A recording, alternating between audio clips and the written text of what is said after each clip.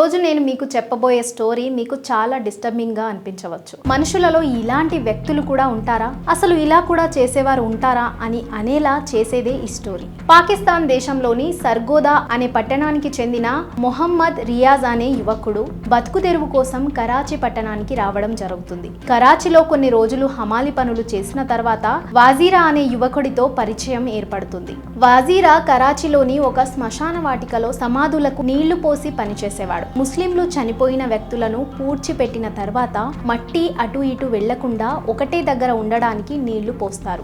వజీరాతో పరిచయం ఏర్పడిన తర్వాత రియాజ్ ను కూడా తనతో పాటు శ్మశాన వాటికలో పనిచేయమని చెప్తాడు. వజీరా చెప్పిన విధంగానే రియాజ్ శ్మశానంలో పనిచేయడం మొదలు పెడతాడు. అక్కడ పనిచేసే సమయంలో రియాజ్ వజీరా యొక్క వింత అలవాటును చూడడం జరుగుతుంది. వజీరా శ్మశానంలో ఏదైనా మహిళ లేదా అమ్మాయి శవం సాయంత్రం పూట వచ్చినప్పుడు ఆ రోజు సాయంత్రం ఆ సమాధిని తవ్వి లోపలికి వెళ్లి తిరిగి కాసేపటికి బయటికి వచ్చేవాడు. వజీరాను ఈ విషయం రియాజ్ అడిగినప్పుడు తాను ఈ సమాధులలో ఉన్న అమ్మాయిలు లేదా మహిళలతో రేప్ చేస్తున్నానని చెప్తాడు. ఈ విషయం తెలిసాక వజీరాతో పాటు రియాజ్ కూడా చేరి ఆడవారి శవాలతో తమ కోరికలను తీర్చుకునేవారు. ఆ రోజు వచ్చిన సమాధి ఆడదా లేక మగ అని తెలుసుకోవడానికి కూడా వీరికి పెద్దగా కష్టపడాల్సిన పని ఉండకపోయేది. ఎందుకంటే సాధారణంగా ముస్లింలు మహిళల యొక్క సమాధుల పైన ఒక బట్టను కప్పడం చేస్తారు. ఈ ఇద్దరు కేవలం సాయంత్రం పూట పూడ్చిపెట్టిన సమాధులను మాత్రమే ఎంచుకునేవారు. ఇక్కడ ఇంకొక విషయం ఏంటంటే ముస్లింలు సమాధిలో శవానికి పైన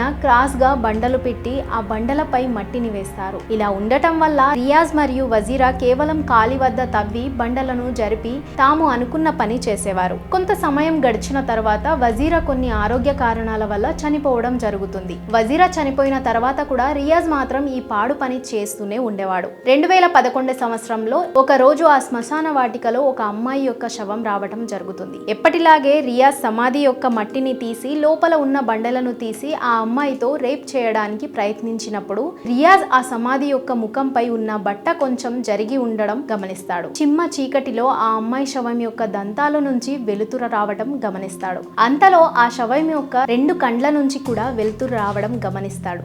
వెలుతురు రావడం చూసి రియాజ్ ఒక్కసారిగా భయపడ్డాడు. ఒక్కసారికి ఆ శవం బతికి ఉందని అనిపించింది. తాను చేస్తున్న ఈ పని వల్లే ఆ శవం నుంచి వెలుతురు వచ్చిందని అనుకున్నాడు. వెంటనే ఆ సమాధి నుంచి బయటికి అరుస్తూ బయటికి పరుగులు తీస్తాడు.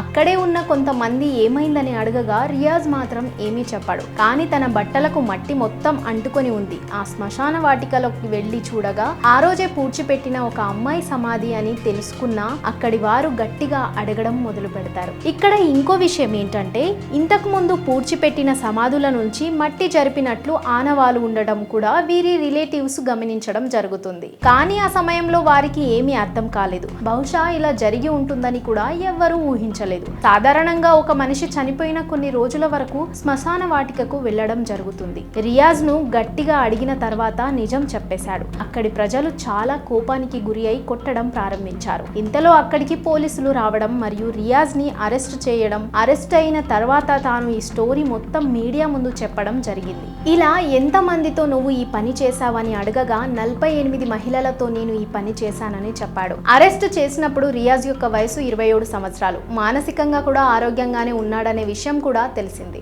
ఆ సమయంలో రియాజ్ కి కొన్ని సెక్షన్ల ప్రకారం ఉరి శిక్షను విధించడం జరిగింది. తర్వాత రియాజ్ ను ఆ శ్మశానానికి తీసుకువెళ్లి తాను రేప్ చేసిన సమాధులను చూపించమని అడగగా సమాధులను చూపించడం మొదలు పెట్టాడు. ఈ విషయం విన్న ఆ చుట్టుపక్కల ఉన్న వారు తమ ఫ్యామిలీకి చెందిన మహిళలతో కూడా ఈ పని చేశాడా అని తెలుసుకోవడానికి వచ్చిన వారికి అవును అని తెలిసినప్పుడు వారు ఒక భరించరాని బాధను అనుభవించారు. ఇది ఇవాల్టి పాకిస్తాన్ కు చెందిన ఒక భయంకరమైన స్టోరీ.